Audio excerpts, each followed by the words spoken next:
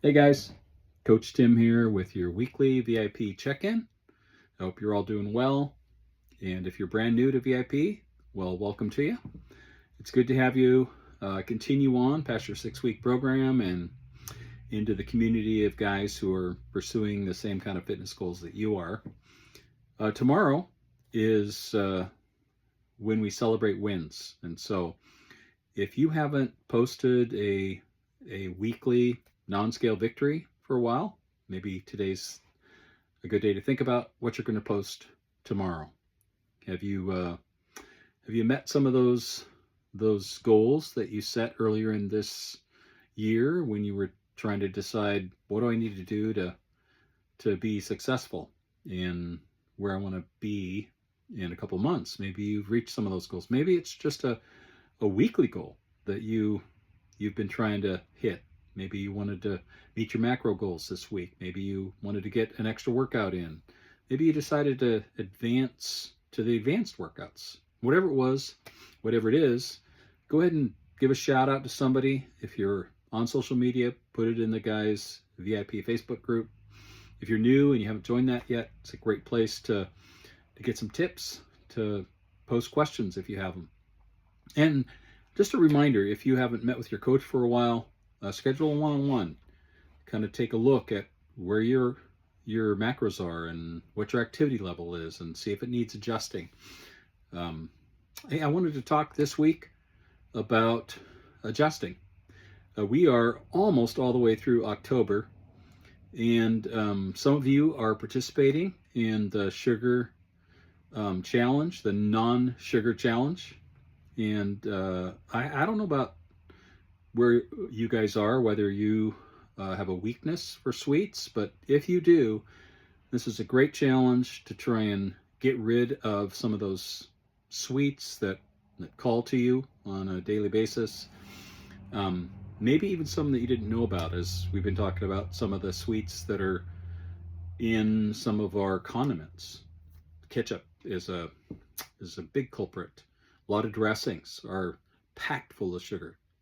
So if you're on that, more power to you. I hope you're going through that with the intentionality and you're doing well. Personally, we just don't use that kind of stuff. I mean, if we're having refined sugars, refined sweeteners, it's intentionally, to be honest. It's because we're having a treat. It's because we have an event, we're going out, and we know what we're eating, but we don't do it on a regular basis. I work in an office, and often I walk by a bowl of sweets almost every day, and it just doesn't call to me because I've cut those things out of my diet. In fact, I don't know about you, but if you will stick to whole foods and you are consistent at that, when you go off it for a period of time, like a vacation, let's say you go on vacation, you're eating bread that's got refined flour in it, you're having some sweet drinks, you're eating some candy, whatever it is you're indulging, you'll feel it. I sure do. I can feel the inflammation in my body after a few days of eating non-whole foods. It doesn't affect my gut, but it affects my joints. Man, when I'm having refined flour and sugars, especially the sugars, my knees begin to ache. And they don't ache normally, but they do. They do after about 3 or 4 days of getting those sugars into my system. So all that to say, if you haven't cut those out on a consistent basis and left them just for treats, I would encourage you to do that and see how much different you feel. Hey, I wanted to catch up a little bit. Last week, or not last week, but last time I was on, I mentioned that I was having umbilical hernia surgery, if you caught that. And I was going to have to adapt my activity level or change my activity level and be careful with my macros. So I did that last Wednesday. It went fine, but basically an umbilical hernia is the thinnest part of your abdomen muscles where they meet, right next to your belly button, and it tore there. So I've had that tear for man, probably 20 years, but it's gotten larger in recent months, and so it's got really uncomfortable. It was affecting my activity level. Um, Basically, TMI maybe, but your small intestine begins to push out through the hole, and you have to keep pushing it back in, and so when it does that, it doesn't feel very good. So I had that fixed, but I am not supposed to lift more than 10 pounds for 4 weeks. And I know you guys, some of you have never had surgery, and so you haven't had to modify like that, but some of you travel, and so I want to talk a little bit about what do you do, because if you keep doing what you've been doing and you don't change anything, then you're probably going to gain some weight. For me, I have an activity level that's set for moderately active because I'm doing the workouts, and so my macros are set accordingly. Now, if I don't change my activity level and my lifestyle changes, in other words, my amount of activity is going down and my macros stay the same, what's going to happen? I got a surplus of calories, and since I'm not working out to use those calories, it's going to go to fat.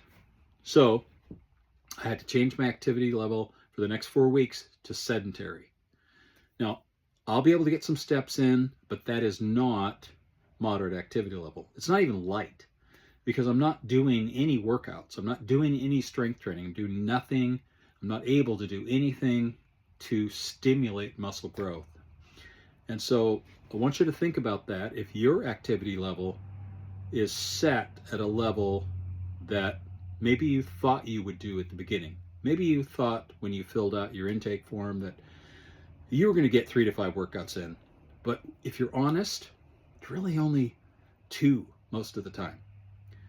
Well, your activity level is set too high, and that might be why some of you are stalled out. And so you need to make sure that your activity level meets your calorie level. And so I had to set mine sedentary because that's what I am. That's what I am for 4 weeks. So I'm going to keep plugging away. I'm going to have to really be careful that I don't cheat, because there's no activity level to burn off cheating. And so I can't say, well, I can cut back, because my calories are about as low as they could go for a guy. They're at 1,800 based on my height, weight, and activity level. And you really shouldn't be below that unless you're super short. And so at 1,800, I don't really have room to play around. I don't want to mess with my metabolism. So I'm trying to get steps in, 7 to 10,000 a day when I can, and then I'm just trying to really dial in, trying to give myself the protein that I need and make sure that I'm under eating, but I'm getting enough calories to let my body heal as quickly as I can, and then I'm going to be easing back in. So it really might be probably 7 weeks before I'm back to a moderate activity level, because even as I get back, if some of you have had surgery, you're going to have to ease back in.